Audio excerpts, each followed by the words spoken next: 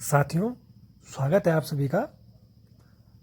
आज मैं आपके लिए प्रीवियस ईयर जैसे यूकेपीएससी हो गया, यूपीपीएससी हो गया, बिहार पीएससी हो गया, इसके आरओ और एआरओ में किस टाइप के क्वेश्चन पूछे जाते हैं मैथ्स और रीजनिंग के, वो मैं आपके लिए लेकर आया हूँ। ठीक है, किस टाइप का इनका पैटर्न होता है, किस टाइप के रीजनिंग के क्वेश्चन पूछते हैं, किस टाइप के मैथ्स के क्वेश्चन यहाँ से बनते हैं। ठीक है, तो उसकी क्लास में लेकर आया हूँ। एक क्लास में लाना पॉसिबल नहीं था, तो मे बी इसकी 2 या 3 क्लास आएंगी। ठीक है, क्योंकि इसमें हम प्रीवियस ईयर में जो मैथ्स के और रीजनिंग के जो क्वेश्चन पूछे गए हैं उनको आप कैसे सॉल्व करना है वो आपको सिखाएंगे।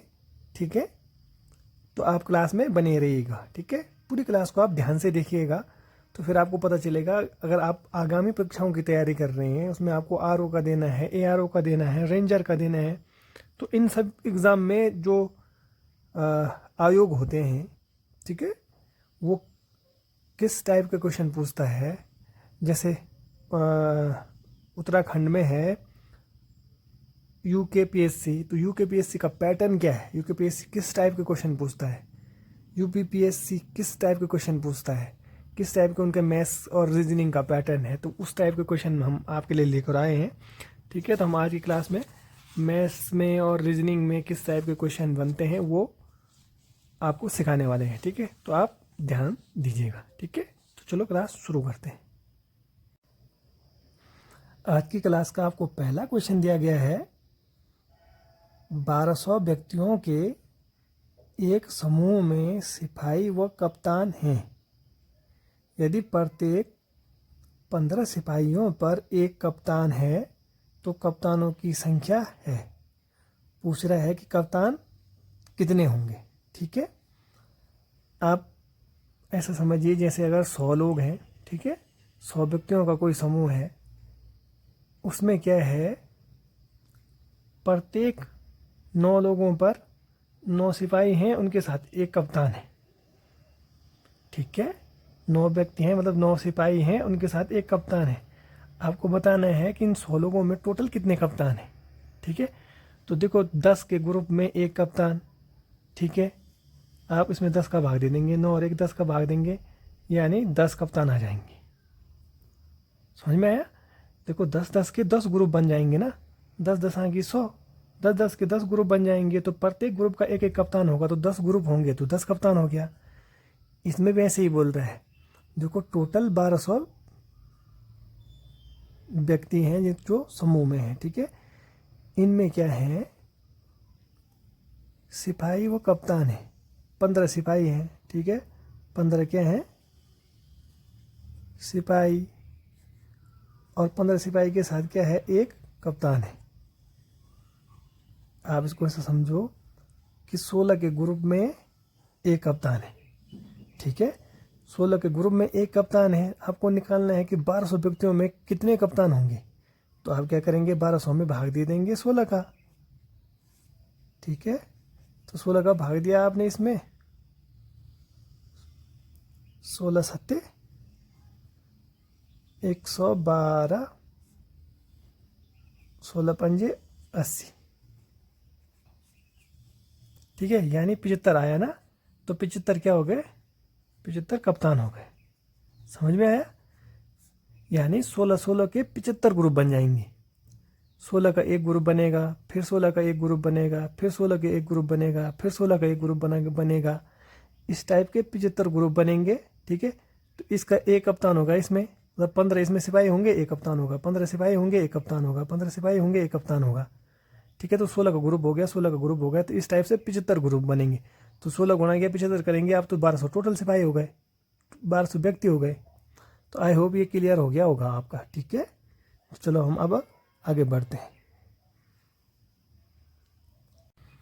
आज की क्लास का आपको दूसरा क्वेश्चन दिया है, घड़ी में 3:25 पर घंटे की सुई व मिनट की सुई के बीच में कोण होगा, कितने डिग्री का कोण वो बनाएगा। ठीक है, तो इसके लिए आपको एक फॉर्मूला याद रखना होता है, 60 into H minus 11 into M upon 2। ठीक है, एच क्या होता है, एच मतलब होता है घंटे कितने बज रहे हैं, और m होता है मिनट, ठीक है। 60 इंटू एच, 60 एच क्या है, 3 बज रहे हैं तो 3 माइनस 11, m क्या है 25 मिनट, 3 बजकर 25 मिनट, तो 25 मिनट क्या हो गया, m हो गया। अपॉन में आप 2 रख दोगे, 6 दिया 18, 180 माइनस 275, 25 गुणा गया 11, 25 से कम 25 का 5, 2 हासिल लगा, 25 से कम 25 से 2 27 अपॉन 2 इज इक्वल टू हो जाएगा -95/2, ठीक है। परंतु घड़ी में क्या होता है, समय का भी माइनस नहीं होता, इसलिए माइनस को आप हटा देंगे, ठीक है। अब 2 से भाग देंगे इसमें आप, तो ये आ जाएगा 2 चौको 8, 2 सत्ते 14, 2 पंजे 10, 47.5, या इसको लिख सकते हैं 47 सही 1/2 47.5, ठीक है। 47.5 डिग्री का कोण बन रहा होगा, यानी कि ऑप्शन आपका ए सही आंसर हो जाएगा, ठीक है। अगर ये फॉर्मूला आपको याद नहीं है तो तब भी इस क्वेश्चन को आप कर सकते हैं, ठीक है। तो अगर पूरी क्लास आपको देखनी है तो डिस्क्रिप्शन में मैं आपको लिंक दे दूंगा, आप वहाँ जाकर देख सकते हैं, ठीक है। बहुत ही ईजी वे में मैंने आपको बताया है। तो इसको आप अगर बाई चांस वहाँ पे आपको फॉर्मूला याद नहीं रहता है तो आपको कॉन्सेप्ट क्लियर अगर है तो फिर भी आप इसको कर पाएंगे, ठीक है। तो चलो हम आगे बढ़ते हैं। अब आपको तीसरा क्वेश्चन दिया है, एक महिला ने एक आदमी की ओर इशारा करते हुए कहा कि उसके भाई के पिता मेरे दादाजी के इकलौते पुत्र हैं। उस महिला का आदमी से क्या संबंध है, ठीक है। अब देखिए कोई महिला है, ठीक है, ये महिला है, महिला को आप माइनस चिन्ह से लिख देंगे, ठीक है। कोई महिला है, उसने क्या किया, एक व्यक्ति की ओर इशारा करते हुए कहा, यानी यह कोई व्यक्ति है, व्यक्ति को आप प्लस कर देंगे। महिला ने व्यक्ति की ओर इशारा करते हुए कहा कि उसके भाई, यानी इसका भी कोई भाई है, तो भाई है तो भाई को भी आप प्लस कर देंगे। महिला ने व्यक्ति की ओर इशारा किया तो व्यक्ति मतलब पुरुष है, तो यानी प्लस। उसके भाई, भाई को भी आपने प्लस कर दिया। के पिता, इसके जो कोई पिता हैं, ठीक है, इसके पिता, ये भी प्लस में आएगा। तो इसके पिता होंगे तो क्योंकि ये दोनों भाई हैं तो इनका भी पिता हो गया, ठीक है। मेरे दादाजी के इकलौते पुत्र हैं, यानी जो इन इसके पिता हैं महिला के दादाजी के, तो महिला के दादाजी हो गए, यानी ये भी पुरुष हो गए, इनके इकलौते पुत्र हैं। समझ में आया। देखो ये महिला हो गई, महिला ने क्या करा, इस व्यक्ति की ओर इशारा किया और बोला कि जो इसके भाई हैं, इस व्यक्ति के भाई के पिता, इस व्यक्ति के पिता मेरे दादाजी के, माने इसके दादाजी हो गए, मेरे दादाजी के इकलौते पुत्र हैं, ठीक है।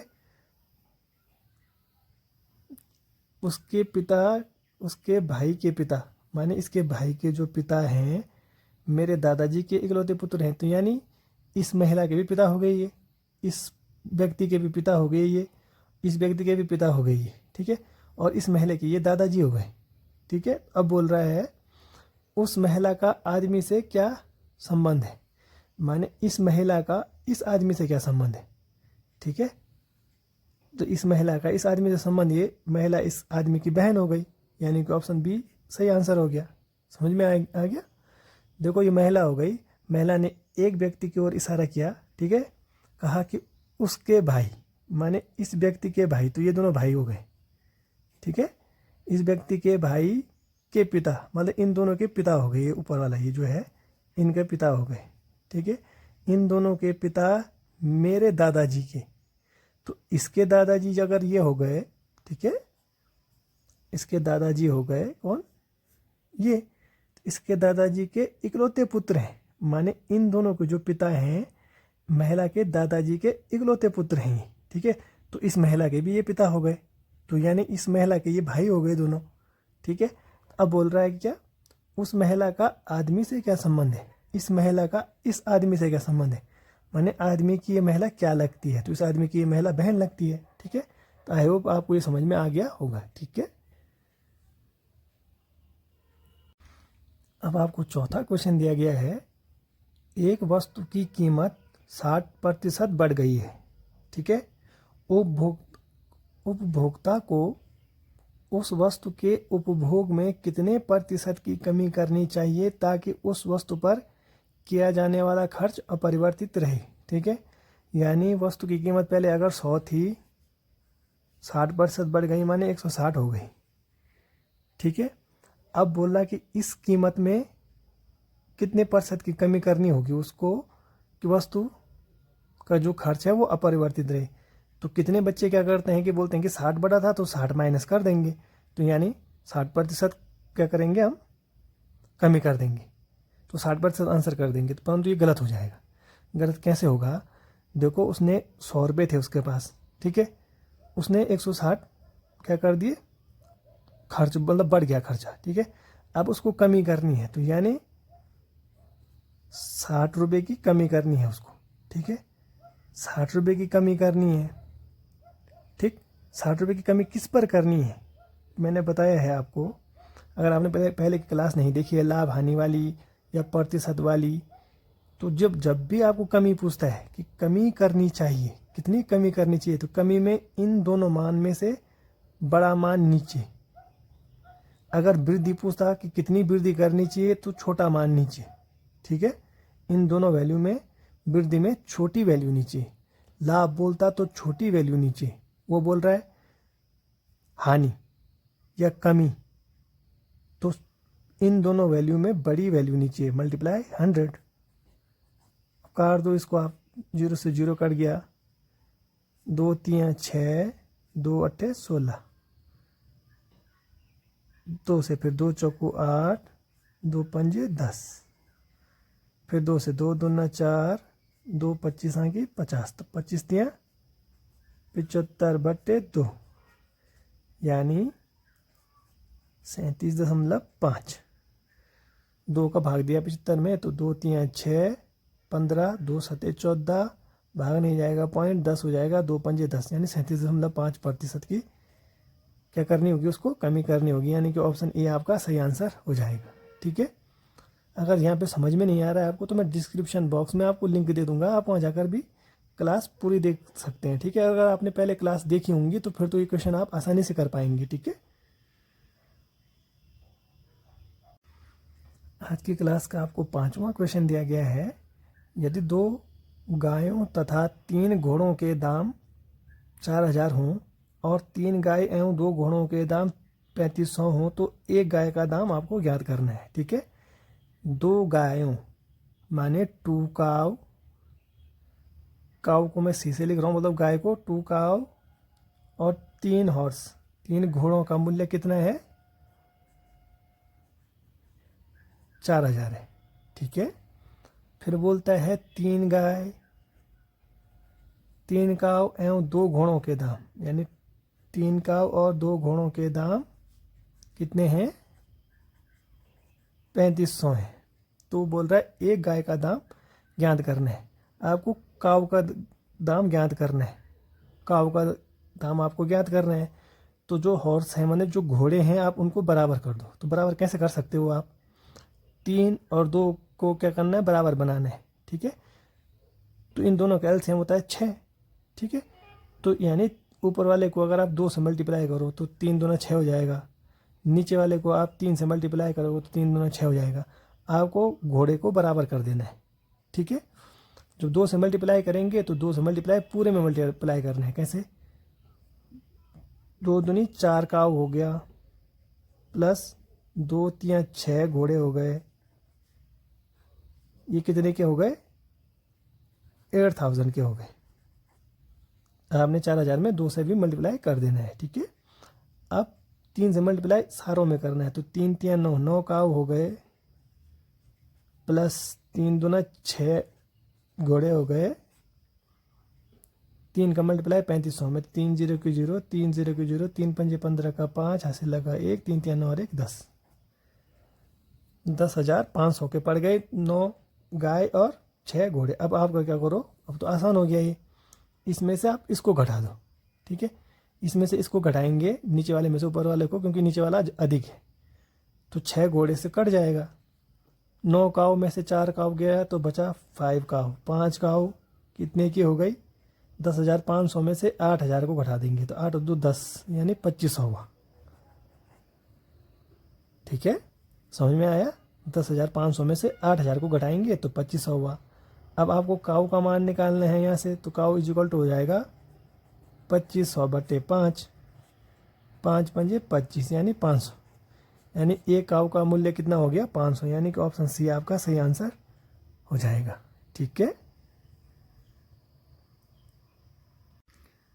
आज की क्लास का आपको 6वां क्वेश्चन दिया गया है। यदि मैं अपने घर से 3 किलोमीटर प्रति घंटे की गति से चलता हूं तो अपने ऑफिस 40 मिनट देरी से पहुंचता हूं।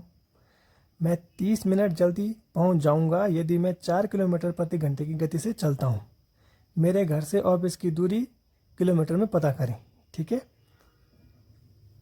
तो दूरी निकालने के लिए आपको क्या करना होता है? चालों का गुणनफल, चालों का गुणनफल अपॉन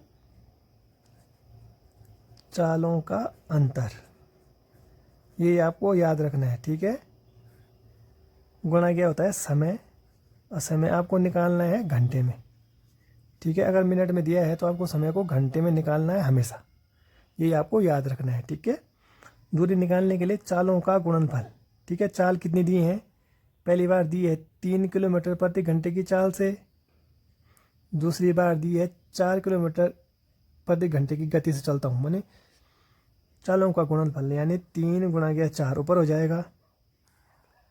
4 में से 3 गया 1, माने चालों का अंतर 4 में से 3 गया 1। ठीक है, गुणा गया समय। समय को ये आपको याद रखना है, अगर समय में दोनों बार क्या दिया है? यहाँ पे दिया है 40 मिनट देरी, ये देखा आपने 40 मिनट देरी दिया है, 30 मिनट जल्दी। ठीक है, समय जब देर और जल्दी दिया हो तो दोनों को क्या करना है? जोड़ देना है। ठीक है, अगर मतलब समय, अगर इस टाइप का क्वेश्चन है कि इतने मिनट देरी में पहुंचता हूं, और अगर इतने किलोमीटर से चलता तो इतने मीटर देर में पहुंच जाता। ठीक है, अगर दोनों बार देर दिया है तो आप समय को क्या कर देंगे? समय को घटाने देंगे। समझ में आया? समय कैसे निकालते हैं? जब समय देर और जल्दी दिया है तो जोड़ देते हैं। 30 मिनट जल्दी, 30 मिनट देरी दिया है तो 40 और 30 70 हो जाएगा। समझ में आया? ये मैं आपको कॉन्सेप्ट बता रहा हूँ। ठीक है, इसकी भी क्लास आई हुई है, डिस्क्रिप्शन बॉक्स में मैं लिंक दे दूंगा, आप जाकर देख सकते हैं। ठीक है, समय जब भी देर बोलेगा तो माइनस करना है, जल्दी देगा तब भी माइनस करना है, अपोजिट देता है देर जल्दी या जल्दी देर तो उसमें जोड़ देना है। ठीक है, समय को आपने जोड़ दिया, अपॉन में आपको घंटे में बदलना है तो 60 से आप भाग दे देंगे। ठीक है, अब आगे इसको सॉल्व करो। 3 चौकू 12 गुणा गया 70 बटे 60, 12 पंजे 12 कम 12, 12 पंजे 60, 5 कम 5, 2 20, 5 चौको 20, यानी 14 किलोमीटर, यानी कि ऑप्शन डी आपका सही आंसर हो जाएगा। ठीक है, आई होप ये आपको समझ में आया होगा। ठीक है, अब आपको 7वां क्वेश्चन दिया गया है। एक सर्वेक्षण में यह पता चला कि 65% लोग टीवी पर समाचार सुनते हैं तथा 40% अखबार पढ़ते हैं, जबकि 25% दोनों करते हैं। कितने प्रतिशत लोग ना तो टीवी पर समाचार सुनते हैं और ना ही अखबार पढ़ते हैं? ठीक है, यानी आप ये समझो 100% कोई लोग थे टोटल अपने आप में। ठीक है, उसमें से क्या करते हैं? दोनों के दोनों क्या करते हैं? ये लोग हो गए, ये वाले हो गए क्या? टीवी पर समाचार वाले। ठीक है, ये टीवी पर समाचार देखने वाले हो गए। दूसरे हो गए अखबार पढ़ने वाले, ये हो गए अखबार पढ़ने वाले। ठीक है, अब देखिए दोनों क्या करते हैं? 25 25% दोनों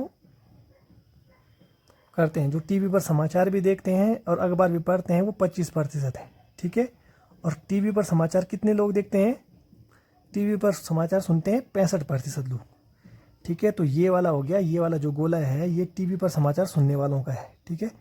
तो 65% है ये, तो 25 ये हो गया जो टीवी पर समाचार सुनते हैं। इधर बचेगा 40 और 25, 65% ने समाचार सुना टीवी में। समझ में आया? 65% टोटल हैं जो टीवी पर समाचार देखते हैं, उसमें से 25% दोनों देखते हैं। तो 40 और 25 65% हो गया, ठीक है। और 40% अखबार पढ़ते हैं। तो देखो 40% अखबार पढ़ते हैं, यानी 25 ये हो गया, 15 ये बचेगा, 15% बचेगा ना ये, क्योंकि देखो 15 और 25 40% हो गया टोटल जो अखबार पढ़ते हैं, ठीक है। ये अखबार वाला गोला है। तो 25 और 15 40% अखबार पढ़ते हैं, 40 और 25 65% टीवी पर समाचार देखते हैं, जबकि 25% टीवी पर समाचार भी देखते हैं और अखबार भी पढ़ते हैं। तो 25% कॉमन वाला हो गया, ठीक है। अब देखिए टोटल 100% होने चाहिए, परंतु ये कितने हो रहे हैं? जो इसके अलावा जो बाकी प्रतिशत बचे होंगे वो ना टीवी देखते हैं ना वो समाचार सुनते हैं, यानी 100% टोटल अपने आप में लोग थे, उसमें से 40% ये हो गए कि जो केवल क्या करते हैं टीवी पर ये केवल टीवी पर समाचार वाले हैं, प्लस 25% दोनों वाले हैं, प्लस 15% अखबार वाले हैं। तो 100 में से 40 60 70 80, यानी 80% क्या है ये चीज़ें करते हैं तीनों मिला के। तो 20% बचा। तो 20% क्या करते हैं? ना तो अखबार पढ़ते हैं ना टीवी देखते हैं, ठीक है। तो यानी ऑप्शन ए आपका सही आंसर हो जाएगा, ठीक है। आई होप ये समझ में आया होगा, क्योंकि 65% बोला है ना उसने कि 65% समाचार सुनते हैं। तो 65% मतलब 40 ये हो गए, 20 ये हो गए, टोटल मिला के 65% समाचार सुनते हैं, ठीक है। अखबार पढ़ते हैं तो अखबार 40% पढ़ते हैं, ठीक है। और 25% कॉमन है। तो इस हिसाब से आपने तोड़ के इस क्वेश्चन को सॉल्व कर देना है, ठीक है। तो आई होप ये भी आपको समझ में आ गया होगा, ठीक है।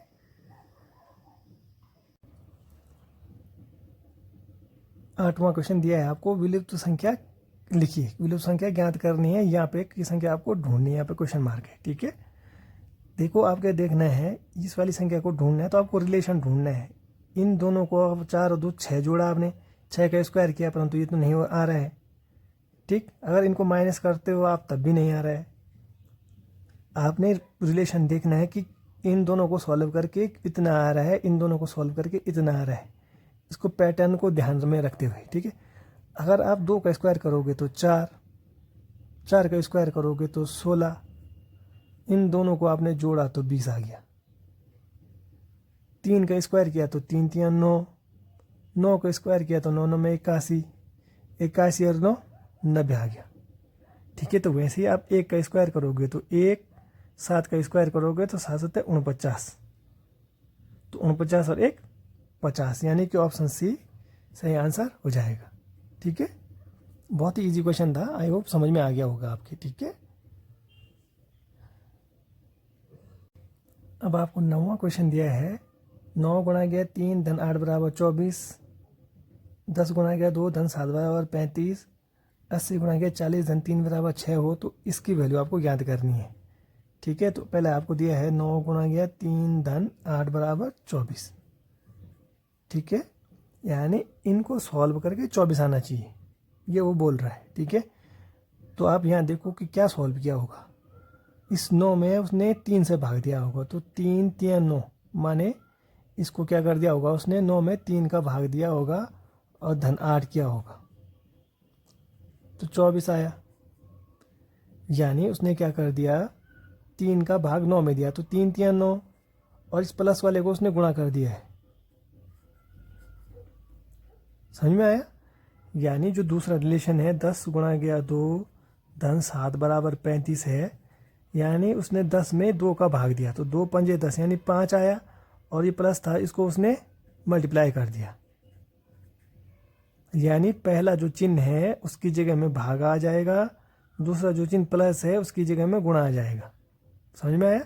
ऐसे ही देखो इसमें पहले चिन्ह में मैंने बोला भाग आ जाएगा, तो 40 का भाग 80 मैंने दिया, तो 40 दूना 80, 2 हो गया, 2 गुणा गया 3, क्योंकि प्लस वाले को गुणा कर देना है, तो 2 3 6 आ गया। तो अब इसका वैल्यू निकालनी है आपको। यह 12 गुणा गया 4 धन 3 है, तो मैंने बोला इसका भाग देना है इसमें, तो 4 3 12 3 आ जाएगा। जो प्लस वाला है उसकी जगह में गुणा, 3 3 9, यानी कि 9 आंसर आ जाएगा। ठीक है, तो ये भी आपको क्लियर हो गया होगा। ठीक है, अब यहाँ से आर ओ और ए आर ओ में पूछे गए क्वेश्चन सॉल्व करने वाले हैं हम। ठीक है, इससे पहले वाले क्वेश्चन जो थे वो लोक सेवा आयोग के एग्जाम में पूछे गए क्वेश्चन थे। ठीक है, अब ये दिया है उसने 2.39 का स्क्वायर माइनस 1.61 का स्क्वायर। देखो दोनों जगह देखने में सेम लग रहा है। ठीक है, तो ये ए स्क्वायर, ये बी स्क्वायर, तो क्या होता है ए स्क्वायर माइनस बी स्क्वायर को क्या लिखते हैं, ए प्लस बी और ए माइनस बी। ठीक है, तो देखो ए प्लस बी, ए माइनस बी, अगर आप इसको ए मानो इसको बी मानो तो अपॉन में क्या होगा, ए माइनस बी होगा। ठीक है, देखो ये इसको खोलोगे आप तो ये हो जाएगा ए प्लस बी और ए माइनस बी हो जाएगा, माने 2.39 प्लस 1.61 एक होगा, इसके साथ हो जाएगा 2.39 माइनस 1.61 और अपॉन में 2.39 माइनस 1.61, ये माइनस वाला और ये वाला कट जाएगा, ये तो है ही, तो ये माइनस बी वाला कट जाएगा। अब ए प्लस बी बचेगा, यानी केवल ये बच्चा है 2.39 प्लस 1.61, बस ये बचा है। अब इसको सॉल्व करेंगे तो आ जाएगा 4.00, 2 और 1 3, इनको जोड़ेंगे तो 4.00 यानी 4 आंसर आ जाएगा, यानी कि ऑप्शन आपका बी सही आंसर हो जाएगा। ठीक है, बहुत ही ईजी था। 11वां क्वेश्चन दिया है आपको, यदि 0.75 अनुपात x समानुपात में दिया है 5/8, तो x का मान ज्ञात करना है। ठीक है, तो इसमें क्या होता है, जो ये समानुपात के अंदर वाले हैं दोनों बराबर होते हैं इन दोनों के। ठीक है, यानी 0.75 गुणा गया 8 इज इक्वल टू होता है x गुणा गया 5। ठीक है, x की वैल्यू निकाल लो, तो x इज इक्वल टू 0.75 गुणा गया 8 अपॉन 5। ठीक है, अब आगे सॉल्व करो इसको आप। अगर ऐसे में अगर आपको दशमलव में काटना नहीं आता तो आप इसको लिख दो 75 इंटू 8 अपॉन 5 इंटू 100। ठीक है, माने आपने 100 से ऊपर भी मल्टीप्लाई किया, नीचे भी मल्टीप्लाई किया, तो ऊपर वाले से पॉइंट हट गया। 25 से काट दो, 25 3 75, 25 चौको 100, 4 से काट दो, 4 दूना 8, तो ये हो जाएगा 6/5, यानी 5 एकम 5, 1 बचा 10, 5 दूना 10, 0, 1.20, यानी कि ऑप्शन बी आपका सही आंसर हो जाएगा। ठीक है,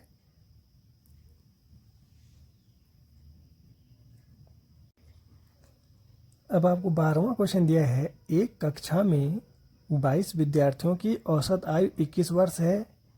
शिक्षक की आयु सम्मिलित करने पर औसत आयु में 1 वर्ष की वृद्धि हो जाती है। शिक्षक की आयु क्या है? ठीक है, माने आपके पास क्या थे, 22 विद्यार्थी हैं, उनकी आयु 21 वर्ष है। देखो 22 विद्यार्थी हैं, माने पहले विद्यार्थी की औसत उम्र 21 है, दूसरे की भी 21 है, तीसरे की भी 21 है, चौथे की भी 21 है। ठीक है, तो हमको सबकी उम्र अगर ज्ञात करनी हो तो कुल आयु कितनी होती है इनकी, तो आप उसमें मल्टीप्लाई कर दो। इनकी जो 22 विद्यार्थी हैं इनकी औसत आयु में हमने मल्टीप्लाई करेंगे तो इनकी कुल कितने वर्ष की आयु हो रही है वो निकल आएगा। ठीक है, तो ये हो जाएगा 22 कम 22 का 2 हासिल लगा 2, 22 दूना 44 से 2 46, यानी 462 वर्ष कुल आयु हो गई उनकी। ठीक है, 22 विद्यार्थियों की 21 के हिसाब से 462 उम्र हो गई। ठीक है, अब वो बोला शिक्षक की आयु सम्मिलित करने पर, यानी 22 विद्यार्थी थे, अब एक शिक्षक आ गया तो यानी अब वो 23 हो गए। ठीक है, 22 विद्यार्थी थे, एक शिक्षक आया तो 23 हो गए। औसत आयु में 1 वर्ष की वृद्धि हो जाती है। औसत आयु पहले 21 थी, अब 1% की वृद्धि हो गई, यानी 21 से 22 हो गई। ठीक है, एक वर्ष की वृद्धि हो जाती है। तो पहले 21 थी, अब एक वर्ष की वृद्धि हो गई यानी 22 हो गई। तो अब इनकी भी कुल उम्र निकाल लेते हैं। ठीक है, तो 23 दूना 46 का 6 हासिल लगा 4, 23 दूना 46 4 50। ठीक है, जब तक विद्यार्थी थे तब तक उनकी उम्र थी 462। ठीक है, अब शिक्षक आ गया तो शिक्षक आने के बाद उनकी उम्र हो गई 506। ठीक, तो 462 में कितना जोड़ा होगा कि 506 हो गया होगा। तो आप इसको क्या कर दो, 506 में से 462 को माइनस कर दो, या आप माइनस करोगे तो आ जाएगा 44 वर्ष। ठीक है, तो यानी शिक्षक की उम्र हो गई 44 वर्ष। समझ में आया यहाँ पे? देखो, पहले जो विद्यार्थी थे 22, उनकी कुल उम्र थी 462। जब शिक्षक आया तो उम्र 506 वर्ष हो गई। यानी शिक्षक के आने के बाद कितनी बड़ी होगी? शिक्षक आने के बाद कितनी बड़ी होगी? 506 में से 462 को माइनस करेंगे तो 44 वर्ष बढ़ गई। तो यानी शिक्षक की उम्र 44 वर्ष, यानी कि ऑप्शन डी आपका सही आंसर हो जाएगा। ठीक है,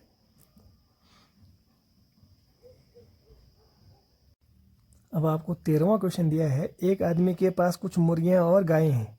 यदि उनके सिरों की संख्या 48 है तथा पैरों की संख्या 140 हो तो मुर्गियों की संख्या आपको ज्ञात करनी है। ठीक है, बहुत ही इजी क्वेश्चन होता है ये वाला क्वेश्चन, और हर आयोग के हर एग्जाम में पूछा जाता है। ठीक है, माने लोक सेवा आयोग, चाहे वो यूपी का हो, चाहे बिहार का हो, चाहे हिमाचल का हो, चाहे उत्तराखंड का हो, किसी भी आयोग के एग्जाम में ये क्वेश्चन बनता ही बनता है। ठीक है, तो इस क्वेश्चन को सॉल्व करने के लिए आपको क्या करना है, आपको ये याद रखना है, तो 4 पैर वाले आपको निकालने हैं। 4 पैर वाले कोई भी जानवर निकालने हैं आपको, तो आपको क्या करना है, L/2 माइनस H। ठीक है, जहाँ L क्या है, पैरों की संख्या है, H क्या है, सर है या उनके सिर। ठीक है, तो जितने सिर होंगे यानी मतलब जानवर उतने ही होंगे। ठीक है, तो अब देखो, हमने 4 पैर वाले निकाल लो आप यहाँ से। तो 4 पैर वाले कैसे निकालेंगे?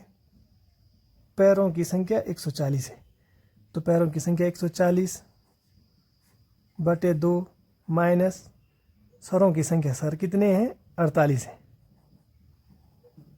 ठीक है, तो अब इसको आगे सॉल्व कर दो। 2 सते 14, 70 में से 48 माइनस करेंगे आप तो आ जाएगा 22। 22 क्या आ गए, 4 पैर वाले। समझ में आया? 4 पैर वाले आपने निकाल लिए, 4 पैर वाले 22 हैं। अगर गायों की संख्या पूछता तो गाय आपके पास 22 आ जाती। अब वो पूछ रहा है मुर्गियों की संख्या, मुर्गियां कितनी होती हैं? मुर्गियों के पैर होते हैं 2।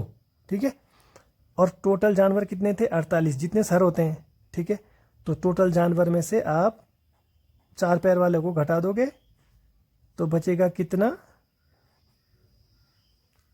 26 बचेगा।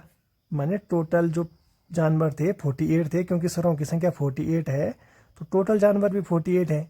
उनमें से आपने 4 पैर वाले घटा दिए, क्योंकि हमको 4 पैर वाले नहीं चाहिए। आंसर क्वेश्चन में उसने 2 पैर वाले निकालने को बोला है, तो 4 पैर वालों को आप घटा देंगे तो बाकी जो बचेंगे वो 2 पैर वाले हो जाएंगे। तो 2 पैर वाले यानी मुर्गी हो गए, तो यानी आंसर आपका C 26 आ जाएगा। ठीक है, देखो इन दोनों को मिला के 48 होगा। देखो 26 सर इनके होंगे, 22 सर इनके होंगे, तो 48 है। ठीक है, तो आई होप ये भी क्लियर हो गया होगा। इसको भी मैं आपको डिटेल में बता चुका हूँ, इस चैप्टर को भी, तो आप डिस्क्रिप्शन बॉक्स में जाकर देख सकते हैं। ठीक है, अब आपको 14वां क्वेश्चन दिया गया है। A का 20% B के बराबर है, तब 20 का B% किसके समान होगा? ठीक है, यानी A का 20%, A का 20%, 20% माने 20/100। जो A का 20% है वो किसके बराबर है? B के बराबर है। ठीक है, अब वो बोल रहे हैं तब 20 का B%, अब यानी आपको निकालना है 20 का माने गुणा B%, यानी B/100। ठीक है, B% माने B/100। ठीक है, तो यानी अब ये हो जाएगा 20 का B बराबर कितना है, ये तो B की जगह में है A गुणा गया 20/100 पूरे का अपन 100। ठीक है, जैसे जैसे क्वेश्चन में बोला है आपने उसके हिसाब से वैल्यू रख दी। ठीक है। तो यानी ये क्या हो जाएगा, इसको आप आगे सॉल्व करेंगे आप, तो ये हो जाएगा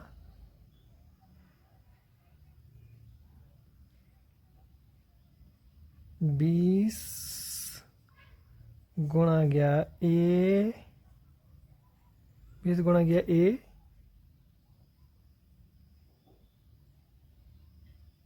गुणा गया 1/5, 20 से काट दो, 20 पंजे 100, पूरे का अपॉन 100, ठीक है। 5 से काट दो, 5 चौको 20, यानी ये हो जाएगा 4a/100। तो देखो इसको अगर आप सॉल्व करते हो तो a का 4%, 4/100 ना, तो a का 4% यानी a का 4% यानी कि a आंसर सही हो जाएगा, ठीक है। आपने यहाँ से काटा, इस 20 को आपने यहाँ लिखा, ठीक है, गुणा गया 20 से 100 को काट दो, तो 20 पंजे 100 यानी 1/5, अपॉन में 100 है, तो फिर 20 को काट दो 5 से, तो 5 चौको 20, 4a/100 हो गया, यानी 4a/100 यानी a का 4% हुआ ना, ये a का 4%, a का 4% माने a गुणा गया 4/100, तो a गुणा गया 4/100 तो है, तो a गुणा गया 4/100 यानी a आंसर सही हो जाएगा, ठीक है। तो आई होप ये भी आपको क्लियर हो गया होगा, ठीक है। अब आपको 15वां क्वेश्चन दिया है, महेश ने जितने में 20 अंडे खरीदे उतने में उसने 18 अंडे बेचे, उसका लाभ या हानि प्रतिशत ज्ञात कीजिए, ठीक है। उसने क्या करा, 20 अंडे खरीदे, जितने में उतने में उसने क्या करा, 18 अंडे बेचे, ये उसने खरीदे थे, ठीक है, खरीदे लिख देता हूँ। 20 अंडे उसने जितने में खरीदे, यानी आप मानो कि 20 अंडे उसने 100 रुपये में खरीदे, 18 अंडे उसने, क्योंकि क्वेश्चन के अकॉर्डिंग बोल रहा है, जितने में उसने क्या करा, 20 अंडे खरीदे थे उतने में उसने 18 अंडे बेच दिए, ठीक है। आपको निकालना है लाभ या हानि प्रतिशत। देखो क्या करा, कोई अगर आप दुकान में गए, आपने 100 रुपये के 20 अंडे खरीदे, ठीक है, और आपने क्या करा, 100 रुपये में 18 अंडे बेच दिए, यानी आपको 2 अंडों का फ़ायदा हो गया ना, क्योंकि देखो आपने 20 अंडे खरीदे थे, 18 आपने बेच दिए, तो कीमत तो आपने वसूल कर ली, ठीक है। 100 रुपये तो आपने अपने जितने 100 रुपये खर्च किए थे वो तो आपने वसूल कर लिए हैं, ठीक है, यानी आपके पास 2 अंडे एक्स्ट्रा बच गए, ठीक है। तो 2 अंडा एक्स्ट्रा बचे यानी आपको लाभ हुआ है। तो लाभ में मैंने आपको बताया, जब भी लाभ होगा, इससे पहले भी एक क्वेश्चन आया था, लाभ में दोनों मान में से छोटी वैल्यू नीचे, इसमें और इसमें दोनों में से छोटी वैल्यू हमेशा नीचे रखेंगे लाभ में, ठीक है। गुणा गया 100, समझ में आया, क्योंकि आपको लाभ हुआ था तो लाभ में दोनों मान में से छोटा मान नीचे रखेंगे, हानि होती तो बड़ा मान नीचे रखते, ठीक है। अब काट दो इसको, 2 में 18, तो ये हो जाएगा 100/9, यानी 9, 11 की 99 और 100, यानी 11 सही, 1/9% का लाभ। ऑप्शन डी आपका सही आंसर हो जाएगा, ठीक है।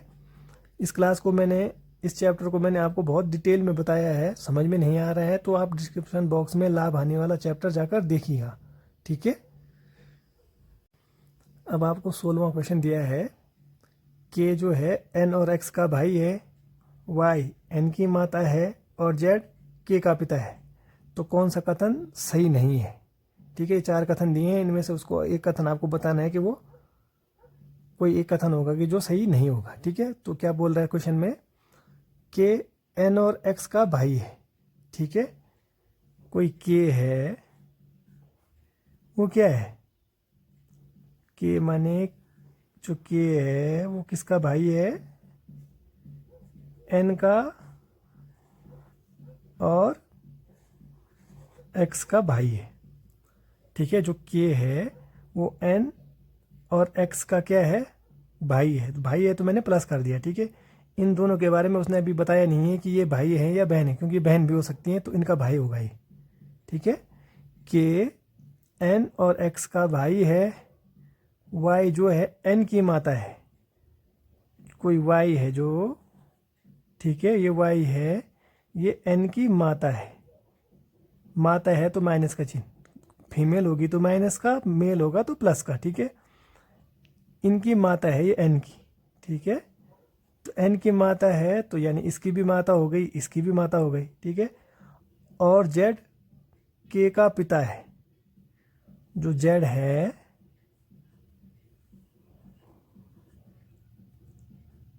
के का पिता है, ठीक है। क्या है? के का पिता है।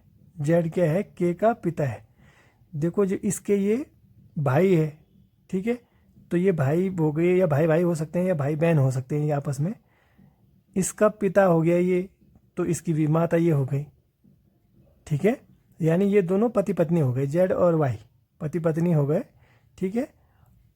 और एन और एक्स की भी माता हो गई वाई, एन एक्स के इन सब की माता पिता वाई और जेड है, ठीक है। अब क्या बोल रहा है?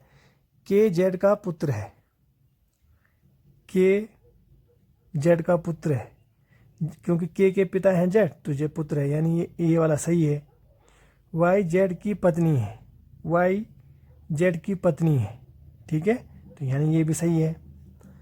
एन सदैव एक्स का भाई है, एन सदैव एक्स का भाई है, तो ये पता नहीं चल रहा है क्योंकि इसमें दिया नहीं है। जेड एक्स का पिता है, जो जेड है वो एक्स का पिता है, ठीक है। तो जब इन दोनों का पिता है ये, तो इसका भी पिता होगा, यानी ऑप्शन सी क्या है? सही आंसर नहीं है, ठीक है, क्योंकि सही इसमें क्या है? आइडेंटिफाई नहीं है कि एन और एक्स लड़का है या लड़की है, ठीक है। तो आई होप ये भी आपको क्लियर हो गया होगा, ठीक है। अब आपको 17वां क्वेश्चन दिया है। एक परिवार में एक आदमी, उसकी पत्नी, उनके 4 बेटे और उनकी पत्नियां हैं। परिवार के प्रत्येक बेटे के 3 बेटे और 1 बेटी है। परिवार में सभी पुरुषों की संख्या ज्ञात करो, ठीक है। पुरुष आपको निकालने हैं कि परिवार में कितने हैं। एक परिवार में एक आदमी, उसकी पत्नी, ठीक है, तो यानी कोई एक आदमी है, ये उसकी पत्नी है, पुरुष प्लस स्त्री माइनस, ठीक है। तो एक परिवार में एक आदमी है, उसकी पत्नी है, उनके 4 बेटे और उनकी पत्नियां हैं। तो इनके क्या हैं? 4 बेटे हैं, 1 2 3 4, ये 4 बेटे हैं उनके, ठीक है। 4 बेटे हैं तो उनकी पत्नियां हैं, तो 4 पत्नियां भी होंगी, यानी 1 2 3 4, ठीक है। उनके 4 बेटे और उनकी पत्नियां हैं। परिवार के प्रत्येक बेटे के 3 बेटे और 1 बेटी है। ये जो बेटे हैं इनके क्या हैं? 3 बेटे, यानी इसके भी 3 बेटे हैं, 1 बेटा, 2 3 बेटे हैं इसके, 3 बेटे और 1 बेटी, इसके भी 3 बेटे, 1 बेटी, इसके भी 3 बेटे, 1 बेटी। ये मैं आपको समझाने के लिए कर रहा हूँ, ठीक है, वरना ये तो बहुत आसानी से आप कर दोगे। तो पहले के आ गए 3 बेटे 1 बेटी, दूसरे के भी आ गए 3 बेटे 1 बेटी, तीसरे के भी आ गए 3 बेटे 1 बेटी, चौथे के 1 2 3 बेटे और 1 बेटी, चौथे के भी आ गए, ठीक है। परिवार में सभी पुरुषों की संख्या ज्ञात करो। अब पुरुष निकालने हैं आपको। देखो प्लस वाला 1 हो गया, 2 3 4 5 6 7 8 9 10 11 12 13 14 15 16 17, यानी कि आंसर डी हो जाएगा 17, ठीक है। तो ये बहुत ही इजी क्वेश्चन था, इसको केवल मैंने आपको समझाने के लिए इतने डिटेल में किया है, ठीक है।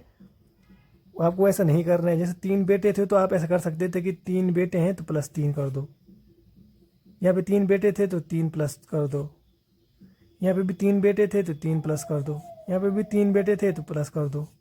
3 दूनी 6 3 3 9 3 चौको 12, तो ये हो गए, ठीक है। ये कितने थे?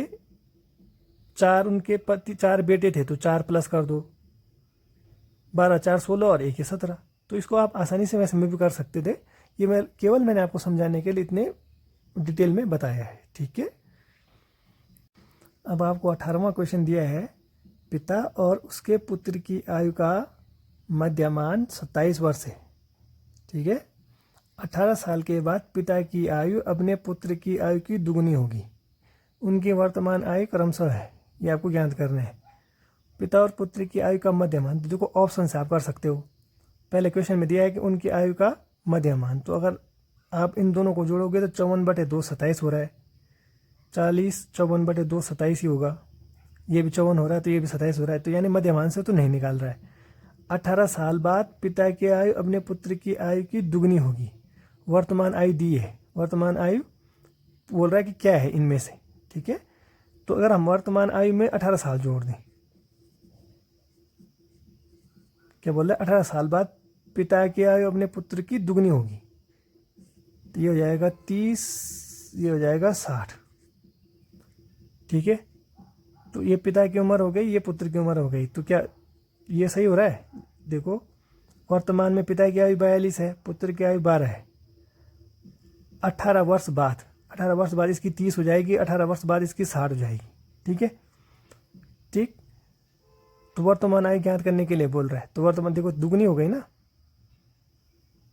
18 साल बाद बोला दुगनी होगी, तो 18 साल बाद आपने अगर निकाल लेते हो कि 18 साल बाद इतनी हो रही है इसकी आय, तो देखो 30 गुना 60, यानी ऑप्शन ए ही सही हो रहा है। अगर आप इसमें 18 जोड़ोगे तो ये हो जाएगा 58, इसमें 18 जोड़ दो, 8 4 12 का 2 हासिल लगा 1, ये 32, तो 32 गुना तो नहीं, ये दुगना नहीं हो रहा है, ये गलत हो गया। इसमें आपने 18 जोड़ा, इसमें भी आप 18 जोड़ो, ये 48 हो रहा है। देखो ये भी दुगना नहीं हो रहा है, तो ये भी गलत है। इसमें आपने 18 जोड़ा, इसमें भी आप 18 जोड़ोगे तो ये हो जाएगा 36 54, तो देखो ये भी नहीं हो रहा दुगना। केवल एक ही ऑप्शन है जिसमें 18 वर्ष बाद उम्र दुगनी हो रही थी, यानी कि ऑप्शन ए आपका सही आंसर हो जाएगा। ठीक है, तो कभी कभी आपको क्वेश्चन आंसर से भी करना होता है, आंसर से तो बहुत ही आसानी से निकल आता है आंसर। ठीक है, अब आपको कोई 19वां क्वेश्चन दिया है, श्रृंखला का आपको अगला पद निकालना है। ठीक है, बी, इसमें बी से शुरू है, इसमें डी से, तो बी के बाद सी छोड़ा, बी सी डी, डी के बाद ई छोड़ा एफ, एफ के बाद जी छोड़ा, ये एच आ गया, तो एच के बाद आई छोड़ेंगे, यानी ये वाला जे से शुरू होगा। जे से शुरू कौन है, ये और ये, तो यानी आई वाला शुरू है जो, वो तो हट जाएंगे। ठीक है, अब आप लास्ट वाला टर्म देखो, ई के बाद एफ जी छोड़ा, एच आया, एच के बाद आई जे छोड़ा, के आया, के के बाद एल एम छोड़ा, एन आया, माने दो दो छोड़ के आ रहा है। तो एन के बाद ओ पी छोड़ेंगे तो लास्ट वाला क्यू आएगा, तो इसमें भी क्यू है, इसमें भी क्यू है, तो यानी इन दोनों में से कोई सा भी हो सकता है। अब ये इसको देखो, 2 के बाद 5 हुआ है, तो यानी 2 दूना 4 धन 1, ये क्या हुआ है, 2 दूना 4 धन 1 5, दूसरा वाला हुआ है 5 दूना 10 धन 2 12, 5 दूना 10 2 12, ये हुआ है 12 गुणा गया 2 धन 3, 12 दूना 24 3 27, तो ये हो जाएगा 27 गुणा गया 2 धन 4 धन 1 धन 2 धन 3 धन 4, गुणा गया 2 गुणा गया 2 गुणा गया 2 गुणा गया 2, तो 27 दूना 54 4 58, यानी 58, ये तो 56 है, ये 58, यानी ऑप्शन डी आपका सही आंसर हो जाएगा। ठीक है, तो आई होप ये भी आपको क्लियर हो गया होगा। आज की क्लास का आपको 20वां क्वेश्चन दिया है, भुवन की ओर इशारा करते हुए मधु ने कहा, वह मेरे पिता के इकलौते बेटे का बेटा है। ठीक है, मधु ने कहा, ये कोई मधु है। ठीक है, ये मधु ने कहा, क्या कहा, वो मेरे पिता के, माने इसके कोई पिताजी हो गए, इसके पिता के इकलौते बेटे का, इसके पिता के इकलौते बेटे का, इसके इकलौते बेटे का बेटा है। ये क्या है, भुवन है। ठीक है, मधु ने क्या करा, मधु ने भुवन की ओर इशारा करते हुए कहा, क्या कहा, जो भुवन है वह मेरे, मतलब मधु के पिता के इकलौते बेटे, इसके इकलौता बेटा ये हो गया, इकलौते बेटे का बेटा है, ठीक है। तो यानी मधु क्या, ये दोनों क्या हो गए, भाई बहन हो गए। ये मधु हो गए, ये उसका भाई हो गया, ठीक है। मधु, ये दोनों भाई बहन हो गए। कैसे, भुवन की माँ मधु से संबंधित है, यानी ये मधु का भाई हो गया, ये मधु की जो ये भाई की बीबी हो गई, ठीक है। भाई की जो बीबी होगी, ये मधु का भाई है, तो ये मधु की क्या हो गई, भाभी हो गई, ठीक है। वही तो पूछ रहा है। भुवन की जो माँ है, देखो ये भुवन के पापा हो गए, ये भुवन के पिता हो गए, ये इसके पिता हो गए, और ये मधु के भी पिता हो गए, ठीक है। क्वेश्चन के अकॉर्डिंग देखो, भुवन की ओर इशारा करते हुए मधु ने कहा, वह जो भुवन है मेरे पिता के, मधु के पिता के इकलौते बेटे, मतलब मधु के पिता का ये बेटा हो गया, इसका भी वो बेटा है, ठीक है। तो कैसे, भुवन की माँ, जो भुवन है, भुवन के पिता ये हो गए, तो भुवन की ये माँ हो गई, तो भुवन की माँ मधु से संबंधित है। मधु का भाई है ये, जो भुवन का पिता है, तो जो भुवन की माँ है वो मधु की क्या हो जाएगी, भाभी हो जाएगी, यानी कि आंसर आपका बी सही आंसर हो जाएगा, ठीक है। आई होप ये समझ में आ गया होगा आपके, ठीक है। तो आज की क्लास यहीं तक रखते हैं, क्योंकि क्लास बहुत बड़ी हो जा रही है, ठीक है। इसका अगला पार्ट नेक्स्ट क्लास में हम लेकर आएंगे, ठीक है। आपने, अगर आप चैनल में नहीं हैं तो चैनल को आप लाइक करें, शेयर करें, सब्सक्राइब करें। ऐसी क्लास आपको डेली मिलती रहेगी, ठीक है।